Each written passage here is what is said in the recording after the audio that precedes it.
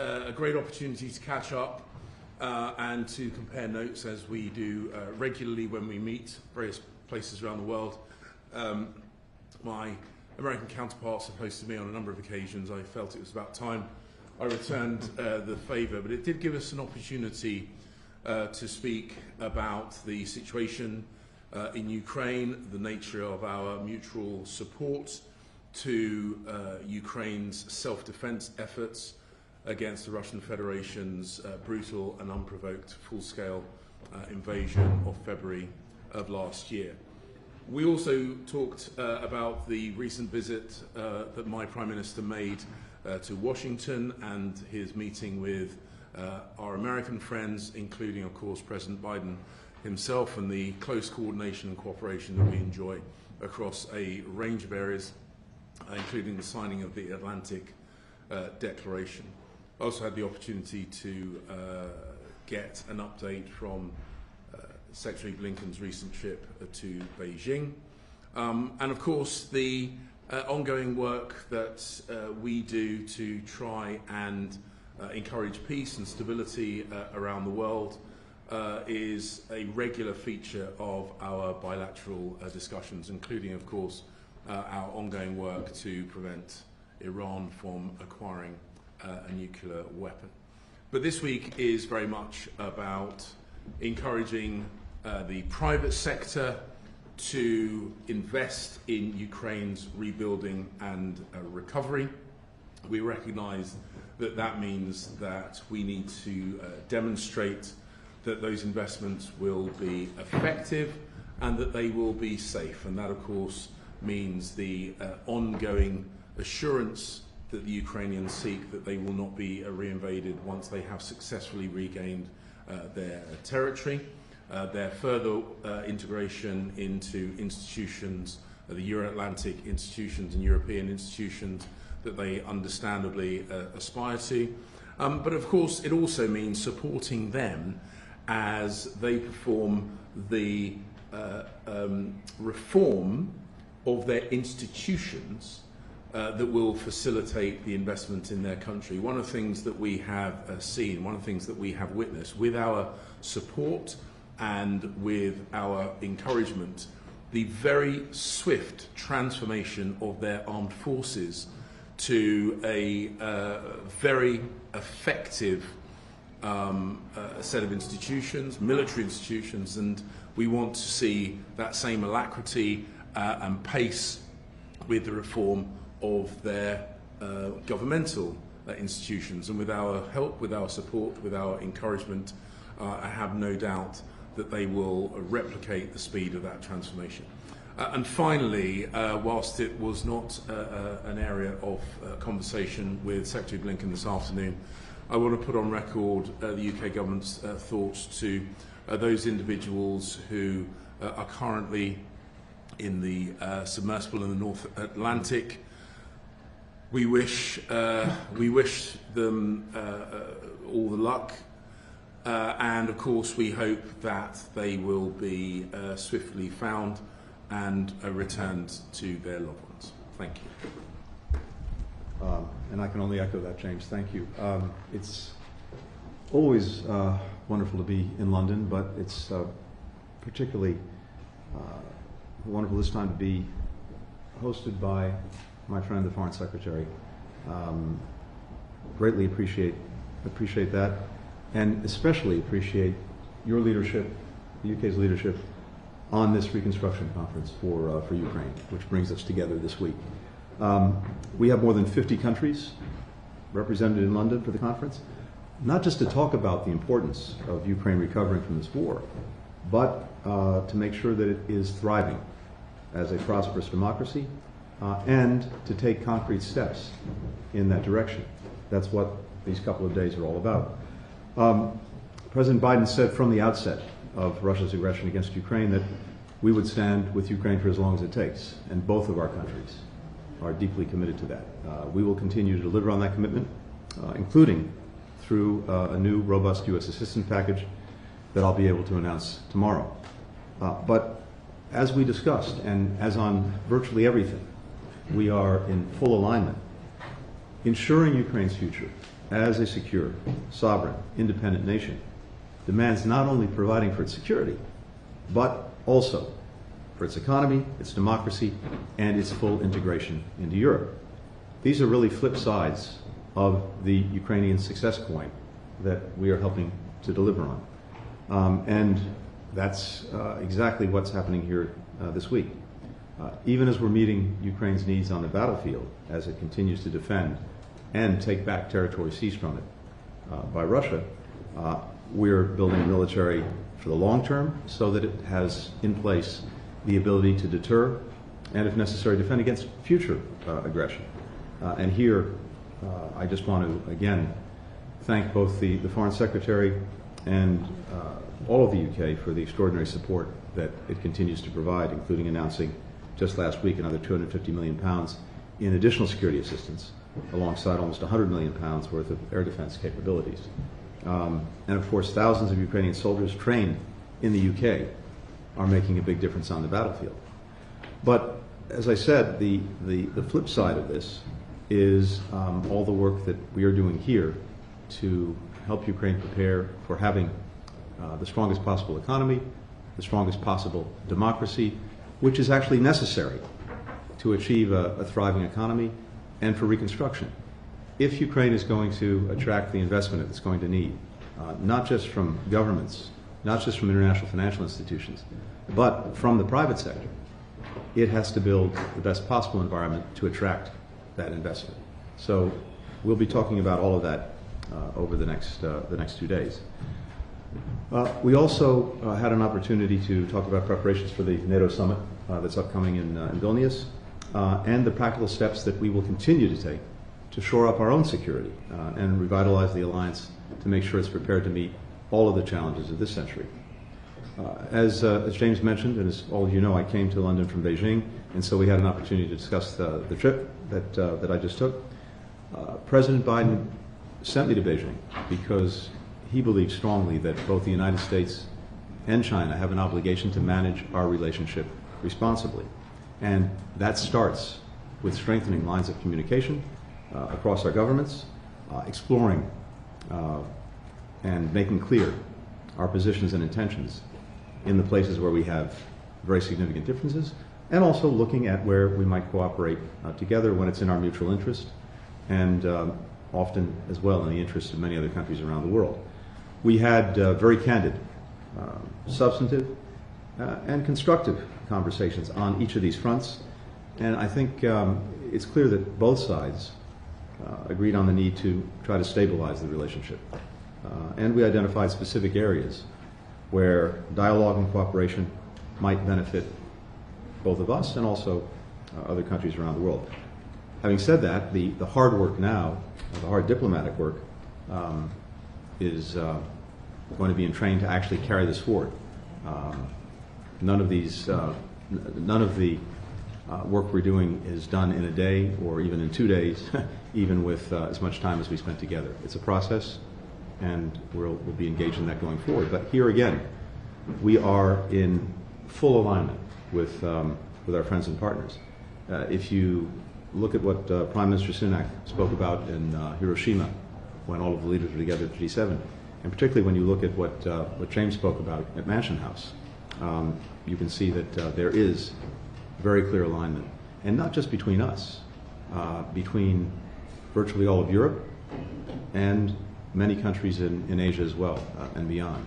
And I think that alignment in the approach that we're taking to the challenges posed by China is one of the most important assets that we have going forward. Let me just finally say that, as James mentioned, this visit also comes on the heels of Prime Minister Sunak's visit to Washington, where he and President Biden announced a new plan for adapting and reimagining our economies and our economic partnership for the 21st century. The Atlantic Declaration is broad and it's deep, as is our partnership. And among other efforts, it will expand our work together on artificial intelligence, something we talked about over lunch, both at the Prime Minister's first Global Summit on AI safety and elsewhere. We're focused together on establishing guardrails that maximize innovation to use AI for good while minimizing the risks that it represents.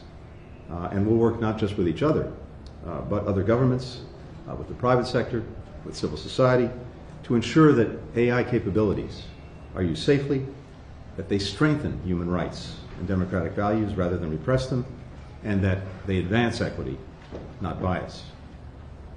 We're also, of course, launching negotiations on a critical minerals agreement, and that will count 5 critical minerals extracted or processed in the UK toward the tax credits that exist now under the landmark Inflation Reduction Act. That, in turn, is going to create good paying jobs on both sides of the Atlantic, in both of our countries, while also meeting the high labor and environmental standards that we share. And it will help us meet the targets that we've set to prevent catastrophic warming of our planet. The agreement will make our critical supply chains more resilient, less dependent on unreliable governments. So, across all of these efforts, including the one that brought me here today, ensuring a secure, independent, democratic, and prosperous Ukraine, as always, we simply could not ask for a better partner than the United Kingdom. We're grateful for that, and James, thank you for lunch. Thank you very much. Sam, you're going to be the ringmaster. Thank you both for that. We've got time for a few questions, and we will start with James Landale from the BBC. Mr. Secretary, Foreign Secretary, good afternoon. James Landale, BBC. Mr. Secretary, first of all, can you explain to us why the United States is currently unwilling to give Ukraine ATACMS long-range missiles? And why is the United States pushing for Jens Stoltenberg to stay on as NATO Secretary General? And Foreign Secretary, is the UK willing to give state-backed insurance cover to British firms so that they can help rebuild Ukraine while the fighting carries on?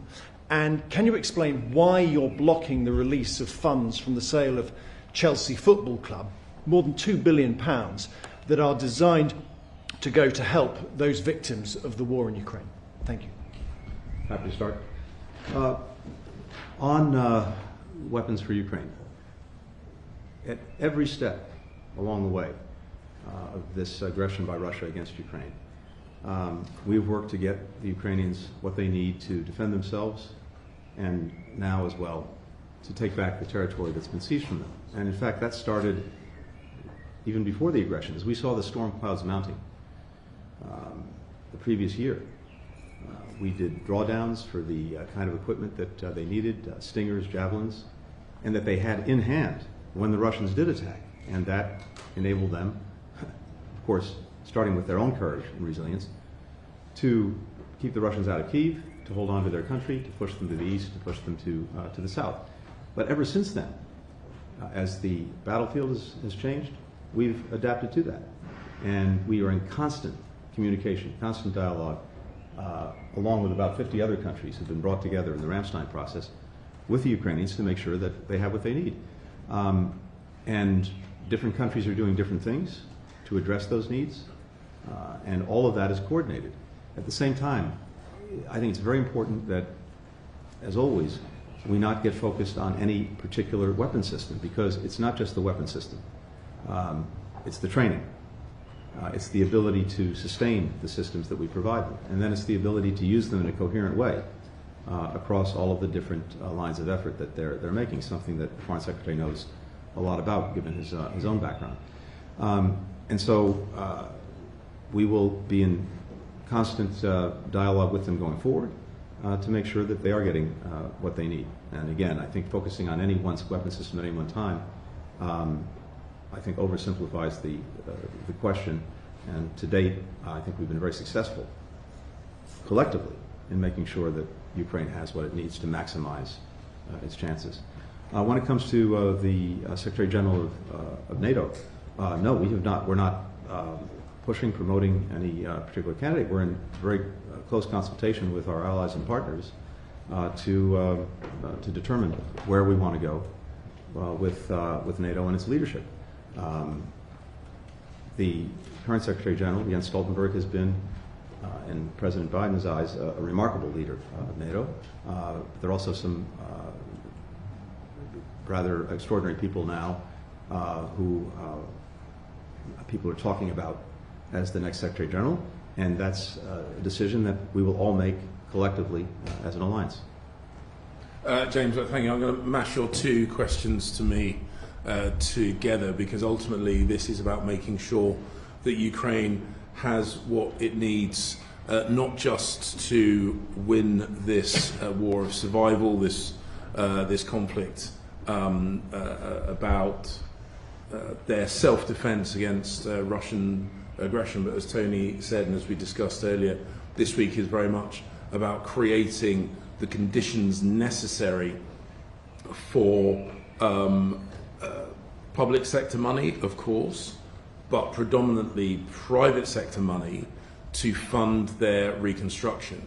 Now, the precise details of how we do that, I don't want to prejudge. The whole point of the next couple of days is that the UK uses its expertise as a global financial services centre, including as a global insurance centre, but also our convening power. The fact that the US Secretary of State is here and he has found the time in his unbelievably busy schedule, I think reflects the fact that the world views the UK as a good place to come together to discuss these complicated issues. So I'm not going to prejudge exactly what vehicles will be used to unlock both the public and the private money that Ukraine will need. But as Tony has said, ultimately we want to ensure that the investment that goes into Ukraine is safe from further conflict, and deployed as effectively as possible through robust and reformed Ukrainian institutions. And with regard to the release of funds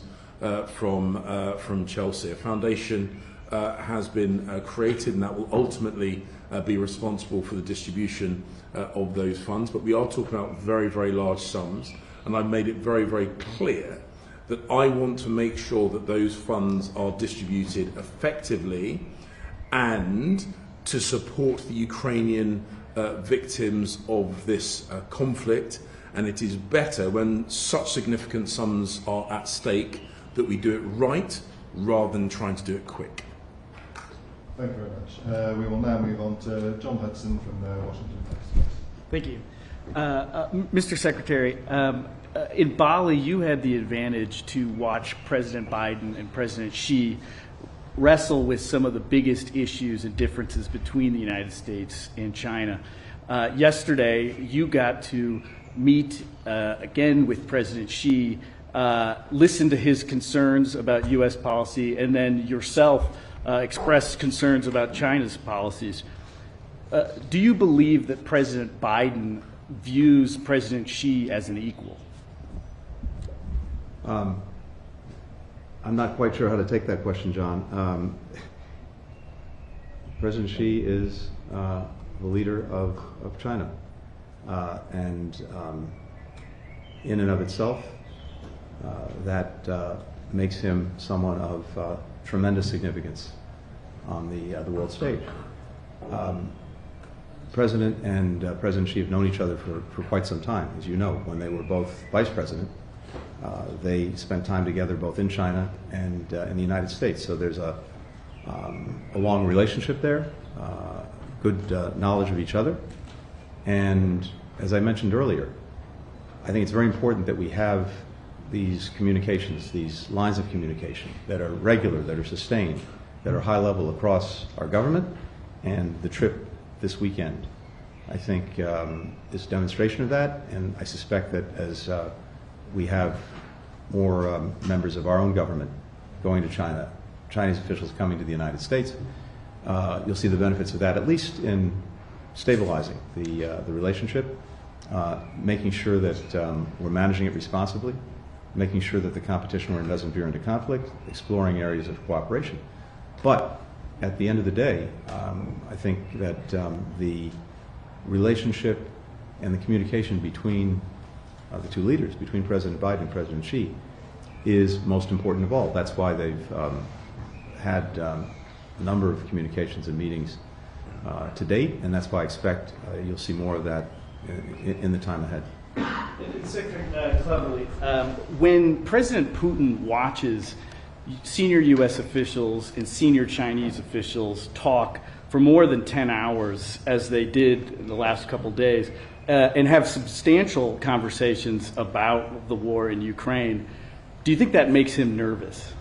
Well, I can't make a credible estimation of anyone else's frame of mind.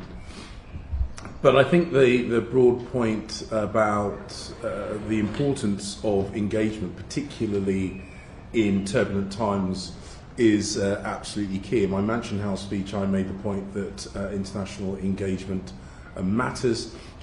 Secretary Blinken is doing his job as the representative of the United States of America on the world stage, engaging with world leaders and his counterparts around the world to make sure that we continue to make the world a more safe, more prosperous, less conflicted place, and that's what foreign ministers do.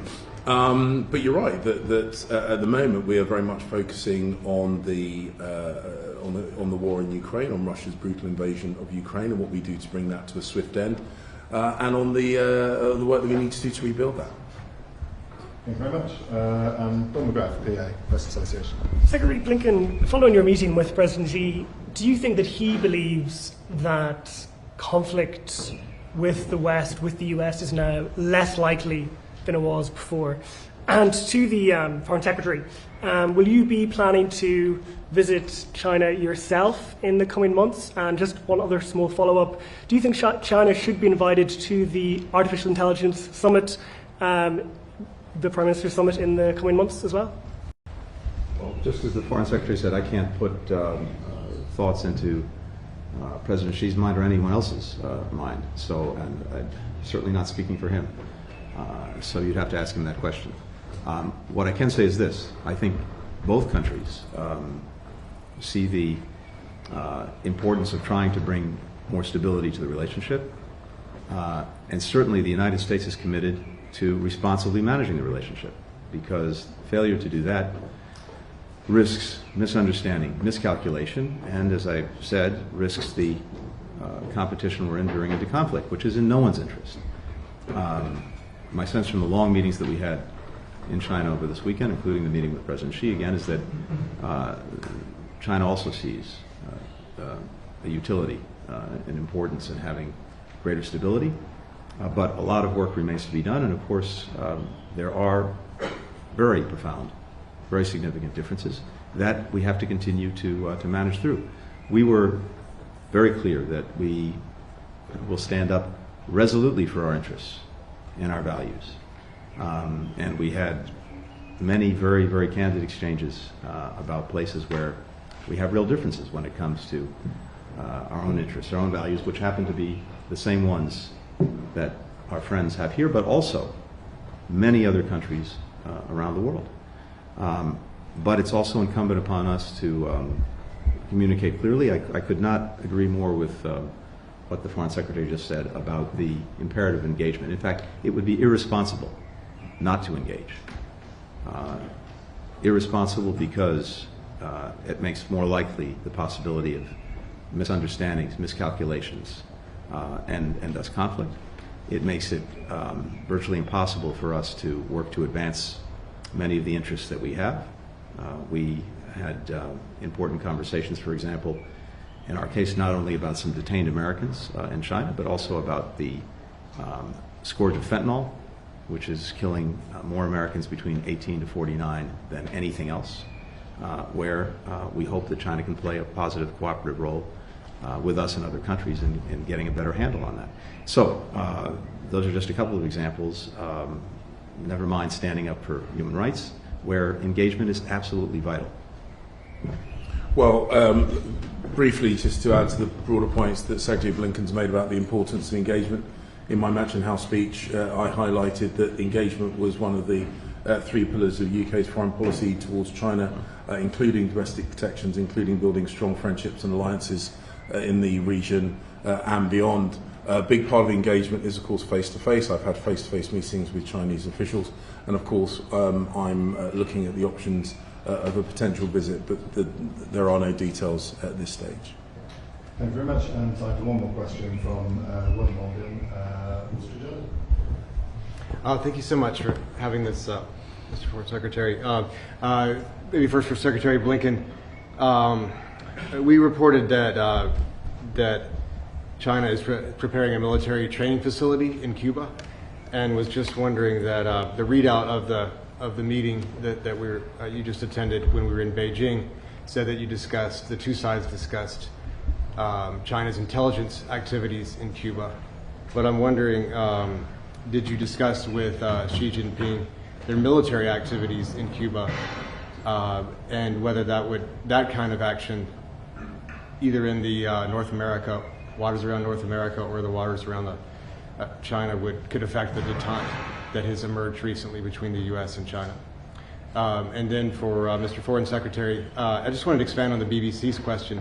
Beyond the Chelsea funds, does the UK government, regardless of whatever consensus is reached in coming days, does the UK government favor using the funds of sanctioned oligarchs to help rebuild Ukraine? And then also, just curious whether in your conversations, my colleague Evan Gershkovich came up, who I got to know, my friend and colleague, as when he was a resident of London before he was detained in Russia. Has that come up between you, and do you have any thoughts about how to get Evan back, or how to deal with people whose careers or lives are in danger in Russia? Thanks, Will. Yes, I made very clear that we would have deep concerns about PRC intelligence or military activities in Cuba.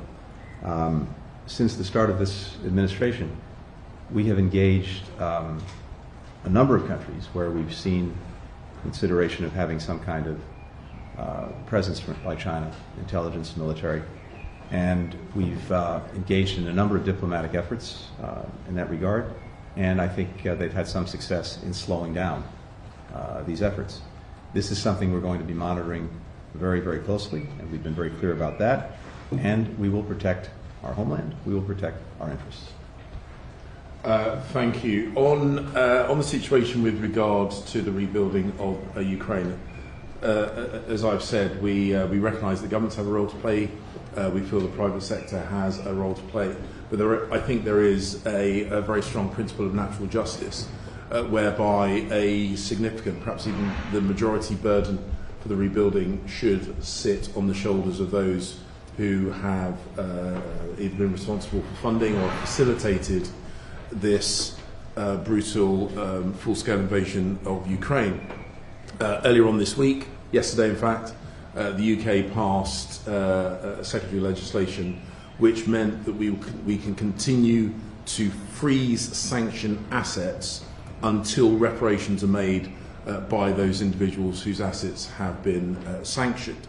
It follows that simple premise that, you break it, you bought it, and I think it's absolutely appropriate that those who have, in whatever way, facilitated this invasion bear the responsibility for making good on the reconstruction effort.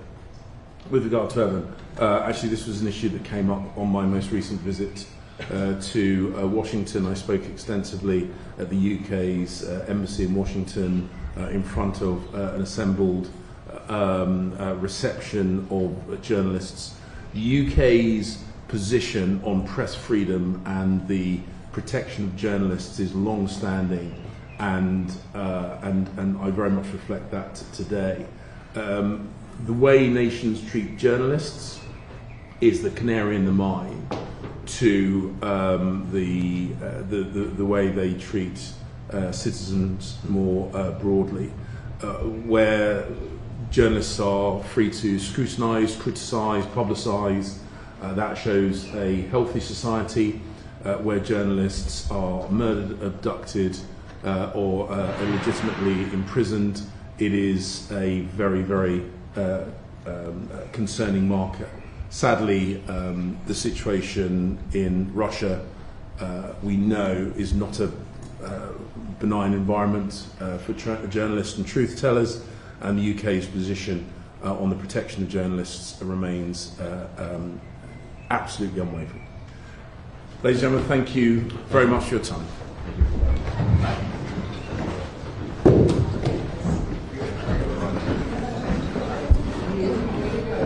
You okay, Sarah?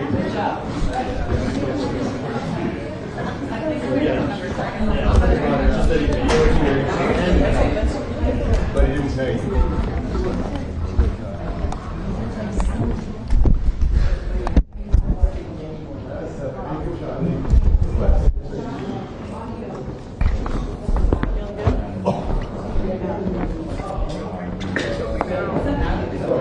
Oh no.